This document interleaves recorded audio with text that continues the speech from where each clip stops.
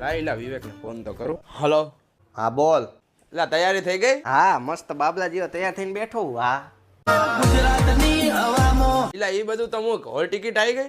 શેની hall ticket? કયા હોલમાં પ્રોગ્રામ હે? ક્યાં હે?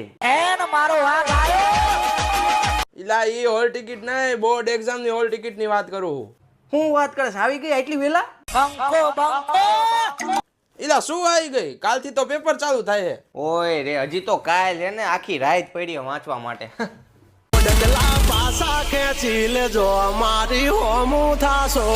હા તો અત્યારે તો શું વાંચીશ? એટલે વાંચવાનું સાઈડમાં રાખ, કાલ પેપર કયું ઈ મને કહી દે એટલે મને અહીંયા પેપરમાં વિષય લખવાની ખબર તો પડે. તો હવે વાંચવા બેસી જઈશ ને?